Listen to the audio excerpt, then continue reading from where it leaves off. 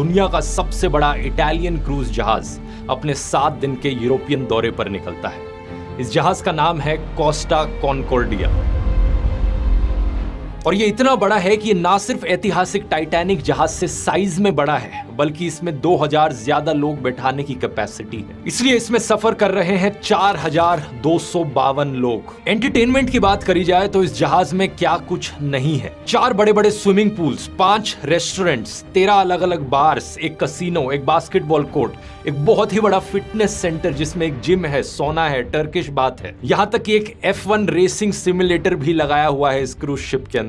इस जहाज की पहली डेस्टिनेशन है इटली का शहर सवोना, जहां पहुंचने में करीब 1 दिन का समय लगेगा। लेकिन जहाज को चले हुए करीब 2.5 घंटे ही हुए थे कि अचानक से सभी को एक बड़ी तेज भयंकर आवाज सुनाई देती है। इसके एकदम बाद पूरे जहाज में सारी लाइट्स बंद हो जाती हैं और जहाज एक तरफ टिल्ट होने लग जाता है। घड़ी में समय था 9:45। एक ऐसा समय जब कुछ लोग अपने कमरों में सो रहे थे तो कुछ लोग डिनर टेबल्स पर बैठकर खाना खा रहे थे। कुछ सोए हुए लोगों की नींद टूट जाती है और वो अपने केबिन से बाहर निकलकर देखते हैं कि हो क्या रहा है। इतने में डिनर टेबल पर बैठे लोगों की प्लेट्स साइड में टेबल से नीचे गिरने लग जाती हैं। पैसेंजर्स को इंटरकॉम के जरिए बताया जाता है कि जहाज में एक इलेक्ट्रिकल फेलियर हुआ है, लेकिन असल में बात तो यह थी कि शिप का पूरा इंजन ही फेल हो चुका था। जहाज के कैप्टन ये बात लोगों से छुपा कर रख रहे थे। थोड़ी देर बाद जहाज दूसरी तरफ टिल्ट करने लगता है। अब तक पैसेंजर समझ जाते हैं कि ये कोई आम इलेक्ट्रिकल फेलियर नहीं है। लोगों को लगता है कि कहीं ये टाइटैनिक जैसा हादसा तो नहीं हो रहा है। इत्तेफाक की बात है कि टाइटैनिक का हादसा इससे एग्जैक्टली 100 साल पहले 1912 में हुआ था और अब इस जहाज में जब इलेक्ट्रिकल फेलियर हुआ तो उस वक्त इसके डाइनिंग हॉल में टाइटैनिक का famous theme song my heart will go on बज रहा था। धीरे धीरे ये जहाज और टेढ़ा होने लगता है, राइट साइड की तरफ झुकने लगता है और नीचे वाले कमरों में पानी भरना शुरू हो जाता है। अब तक लोगों ने रियलाइज कर लिया था कि ये जहाज तो डूबने वाला है, लेकिन पैसेंजर्स को ढंग से क्यों नहीं बताया जा रहा? शिप के कैप्टन इतने चुप क्यों बैठे हैं?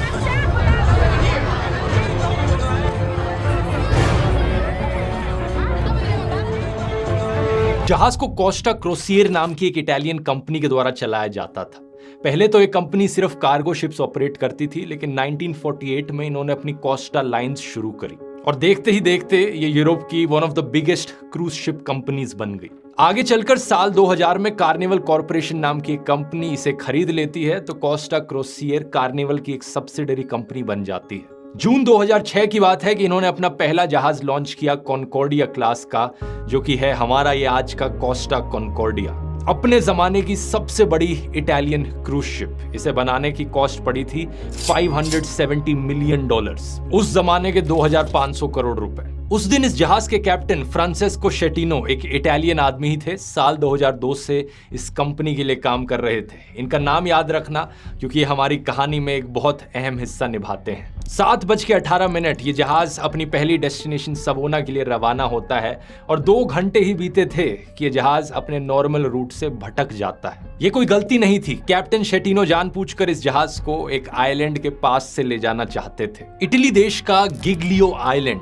ये चाहते थे कि यहाँ बैठे लोग रात के अंधेरे में इस चमकते हुए जहाज का नजारा ले सकें। जब भी कोई जहाज किसी जमीन के बड़ी करीब से गुजरता है, इस चीज को सेल पास्ट या सेल बाय कहा जाता है। नॉर्मली इतने बड़े जहाज कई किलोमीटर दूर, 7-8 किलोमीटर दूर समुद्र के तट से समुद्र के बीच में ही चलते हैं, क्योंकि पानी उतना गहरा भी होना चाहिए इतने बड़े जहाज के चलने के लिए। लेकिन इस सेल बाय की वजह से ये जहाज किनारे से सिर्फ 150 मीटर दूर था। जाहिर सी बात है, पानी यहाँ इतना गहरा नहीं होता। नीचे बड़े बड़े पत्थर या रीफ्स हो सकती हैं जिनसे जहाज टकरा सकता है। ऊपर से रात का भी समय था और जहाज काफी तेज भी चल रहा था। बाद में इटली की ministry of infrastructure and transport की रिपोर्ट ने भी यही बताया।